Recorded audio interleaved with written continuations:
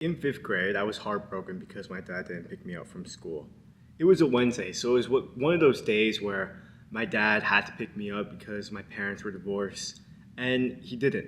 He either just forgot about me, or the scariest part is, he just didn't want to pick me up. And that left me heartbroken. Now, my dad is my best friend. I used to hate my dad. I used to hate looking at him. I used to hate hanging out with him. I would tell my mom that I wouldn't want to go see him. I would tell my mom that I wouldn't want to go to his house since my parents were divorced and we lived in two different homes. I remember there was this one time where it was snowing. It was winter. And it was pouring snow. And I decided to walk out of his house and walk home in that storm. I decided to go through a storm when I didn't have the proper clothes on, when I didn't have a big jacket on. A freezing storm at a very young age, maybe I was like 8 or 12, because I didn't want to be at my dad's house. That's how much I hated my dad. I resented my father for what I saw in my childhood. I blamed him for everything. I saw him as a bad man. I saw him as someone whose values I didn't want to adopt. That's why I didn't want to hang out with him. My mom, actually, she was the one who pushed me towards him. But I was always the one resisting, saying, I don't want the same values as him. I don't want to grow up to be like him. That's why I resented him. But then I saw a story of a snake in the saw. The snake was going down the street, going about his day, and he slithered over a saw, and saw cut him.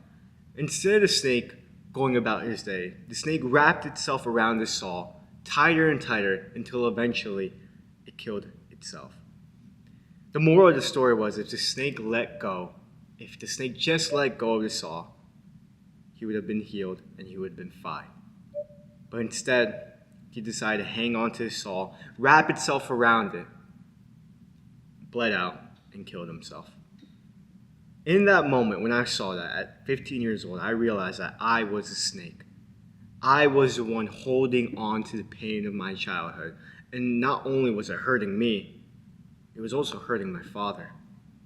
That day, I went to a chapel. I went to adoration. And I sat there and I thought, how can I forgive my father? Because it was hurting me.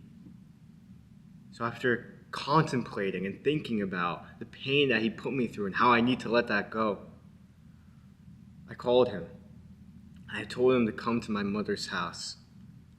I remember the day he sat down on the couch right across from me, and I looked him in his eyes and I told him, I saw everything you did in my childhood, but I forgive you.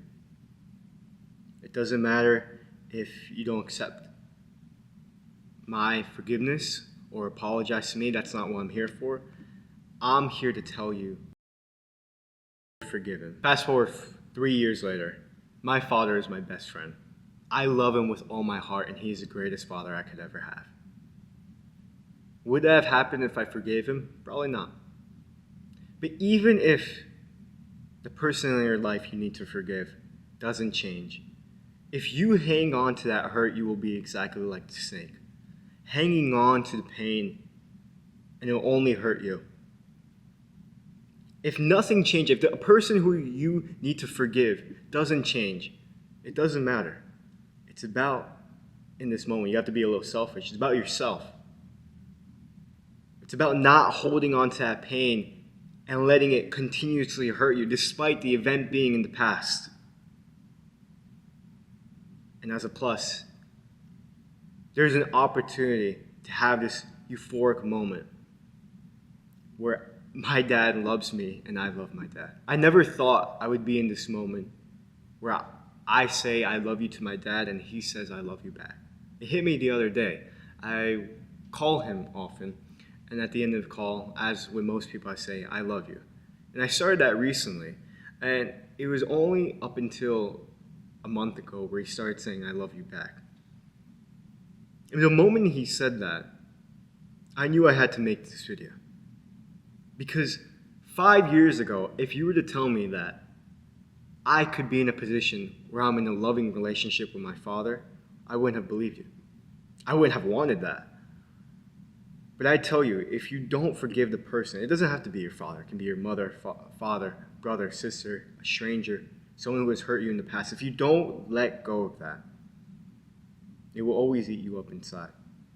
There will always be that pain inside of you. You will always be that snake hanging on to the pain.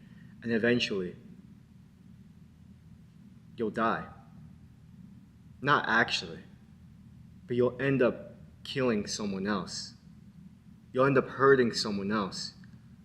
You'll end up killing someone else's soul.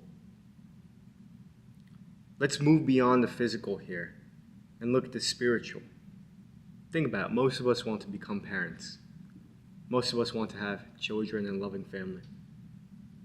If you hang on to that, don't you think one day it's going to come out? And even worse, don't you think one day it's going to come out on your child? On your spouse? You need to forgive. Because there is the guarantee that you'll be able to let go over time. And two, the possibility of making amends with this person. What I can guarantee you about forgiveness is that you will be released from that pain. It might not be instant. For me, it took years.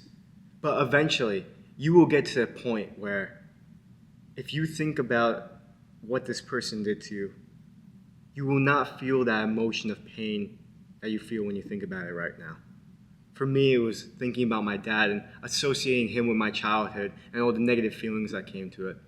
Right now, I think of my father, and I think about the man that I love, about the father that he is right now, about the human being that he is right now. There's no pain associated to him. What I can guarantee you is that little by little, you will no longer have that negative energy when you think about this person or this event. It would just be neutral. Ideally, it would be like a big positive energy like I have with my father. But the reality is, at the very least, it would just be a neutral feeling. It would just be an event that happened in the past. Isn't that more reassuring than having it be a negative event in your head? Isn't it more freeing to have just some event in your head than to be chained down by your past traumas? I think you know the answer to that. Now, I see God working through me to touch my father, to touch my father's heart, to touch his soul, to touch his life.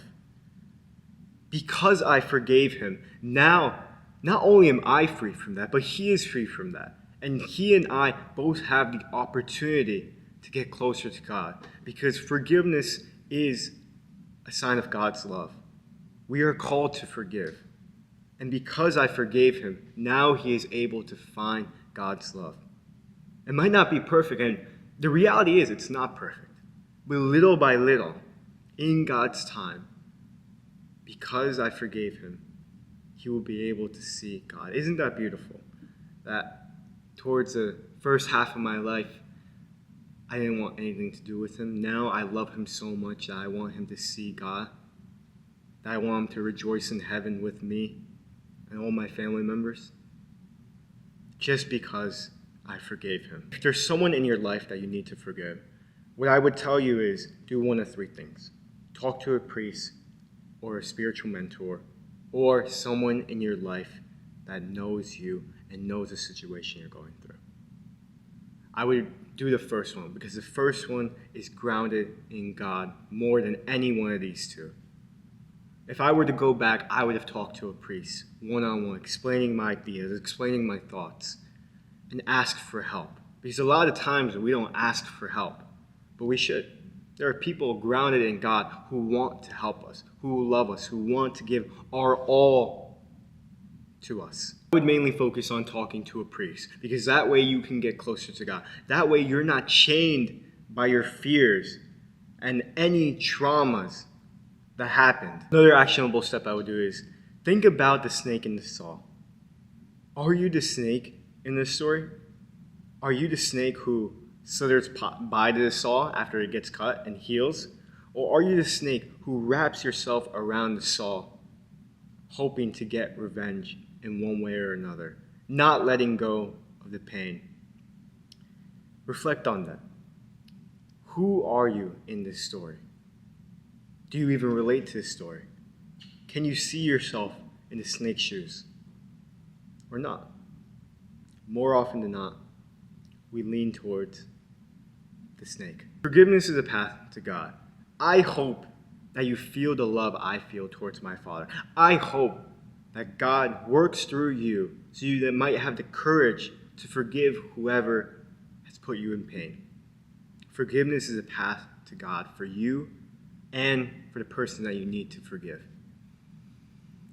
Let it be God's will and not mine.